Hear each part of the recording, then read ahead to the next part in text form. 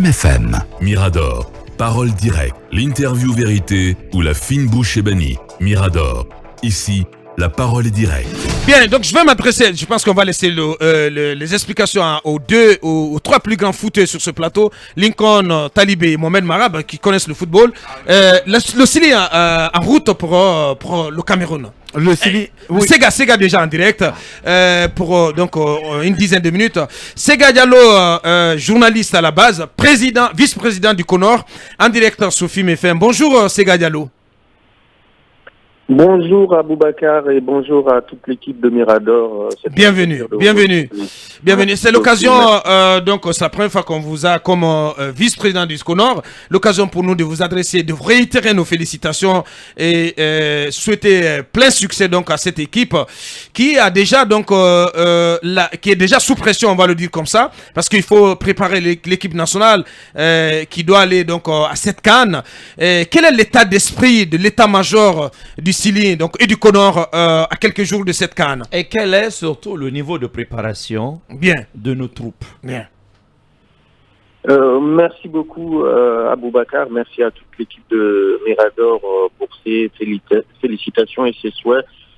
C'est une mission exaltante, assez lourde, mais bon, on espère pouvoir se préparer à y arriver.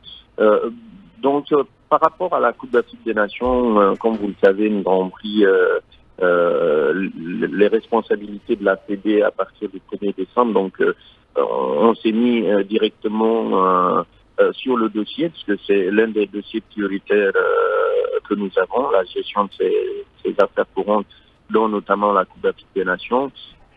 Et avec les équipes du ministère des Sports, les besoins ont été évalués et transmis. Et aujourd'hui, l'essentiel du groupe qui devait rallier Conakry est là avec tout le staff technique. On a un staff technique élargi qui comprend 22 personnes, dont 21 seront sur le terrain et une personne en observation à partir de l'extérieur pour pouvoir donner des avis différents. 22 joueurs sont déjà à Conakry depuis hier soir et s'apprêtent avec la délégation à partir pour leur camp de base qui se situe à Kigali pour préparer cette Coupe d'Afrique des Nations. Bon, effectivement, sur la préparation, on a eu des semaines de travail avec les équipes du ministère des Sports. On a défini des besoins en termes de logistique et aussi en termes de finances. Ces besoins-là sont dans le circuit au niveau du gouvernement. Aujourd'hui, on espère. Donc les fonds ne sont pas débloqués? Non, nous on ne gère pas de fonds, nous on gère plutôt l'équipe, la préparation technique. Tout ce qui est ressources, c'est l'État qui les met et c'est les équipes de l'État qui veillent à l'utilisation de ces fonds-là. Voilà. Donc jusqu'à date, nous avons fait des demandes, notamment d'un vol pour rallier Kigali et on est à l'attente d'une réponse du ministère des Sports parce que dans nos prévisions, on devait quitter Conakry ce matin à 13h plus précisément pour arriver à Kigali en fin de soirée. Malheureusement, pour l'instant, on n'a pas une situation assez claire et on attend de savoir quel est le programme qui va être fixé par rapport à la remise du drapeau si l'équipe va être reçue par le numéro 1 de la Guinée. Ça aussi, il y a incertitude autour donc de la remise du tricolore. Voilà. Donc, mais nous restons mobilisés et toute l'équipe avec pour attendre les instructions des hautes autorités. Mais qu'est-ce fait BA? C'est ça la question aujourd'hui. BA travaille en rapport avec les équipes de la présidence. C'est vous savez, l'agenda d'un président n'est pas facile à maîtriser, donc peut-être qu'il se bat comme il peut, mais nous en tout cas on est déjà là, on est tout près de la présidence à l'hôtel Kaloum, et donc on attend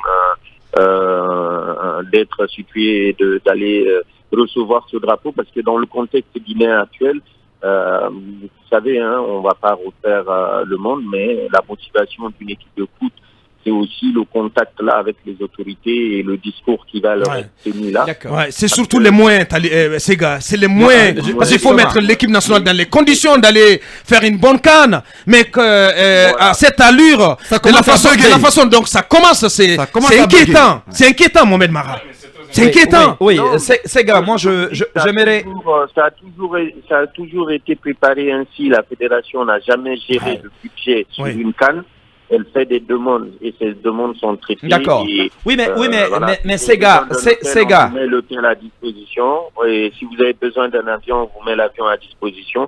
Tout ce que nous demandons, c'est que nos demandes soient traitées en fonction des besoins qu'on a exprimés. Si on veut partir en journée, qu'on nous permette d'aller en journée et que ça ne soit pas le contraire, parce que toute la planification est faite en accord avec les équipes, c'est-à-dire le staff technique qui prévoit toute une panoplie d'activités à mener sur place à l'arrivée. Donc voilà, nous c'est la seule exigence qu'on peut avoir. On est une association, on n'a pas vocation à gérer les ressources de D'accord. Nous aurons sûrement le ministre Béa pour lui poser les questions parce que déjà il faut qu'on sache quel est le budget. Mais revenons donc au Conor et à l'équipe nationale. Est-ce que vous pouvez nous dire quel est l'objectif cette fois-ci fixé au Sili? On sait que les derniers mois n'ont pas été faciles. Est-ce que ce sont des objectifs qui seront quand même revus à la baisse un peu par rapport aux éditions précédentes? Parce que souvent on entend par le demi-finale, non, ramenez-nous la coupe. Est-ce que cette fois-ci, par exemple, ça va être le premier tour? Quel est l'objectif au moins assigné à Kaba Diawara et à l'encadrement technique? Secondo, on vient d'apprendre cette démission quand même de plusieurs cadres du département de communication au niveau de la Fédération guinéenne de football. Qu'est-ce qui se passe? Qu'est-ce qui se passe, ces gars? Ces gars, toutes ces deux questions en 2 minutes, s'il vous plaît. Je pense que par rapport à l'objectif d'une compétition, chacun vient avec l'intention, bien sûr, de bien figurer. Le Cameroun, en venant en 2017 à la CAN, n'était pas favorite. Elle est venue avec ses arguments. L'équipe a été mentalement préparée et ils sont repartis avec le trophée devant le Sénégal, l'Égypte et toutes les grandes nations qui étaient préparées. Donc l'objectif, c'est simple, c'est de faire bonne figure et d'avoir les meilleurs résultats possibles, puisque le gouvernement met les moyens pour que l'équipe de Guinée soit là. Il faut que cette équipe de Guinée soit à la hauteur des espérances du peuple de Guinée. On sait qu'on est tous des fans de foot. On connaît la situation sur les éliminatoires de la Coupe du Monde. C'est pas un miracle, c'est pas des résultats qui seront comptables simplement du Conor ou du ministère, mais c'est un ensemble d'acteurs qui travaillent depuis des années sur le développement du football. Aujourd'hui, au niveau de l'équipe, on a fait confiance à un entraîneur qui démarre. Donc oui, on est exigeant. Malgré tout cela, on exige au minimum qu'on soit en quart de finale. Pour nous, au Conor, ça c'est le minimum syndical. Mais l'objectif quand tu vas à une compétition, c'est d'aller chercher le trophée. Après, sur les circonstances qui peuvent arriver sur le truc, voilà, on regarde ça très facilement et puis on se positionne.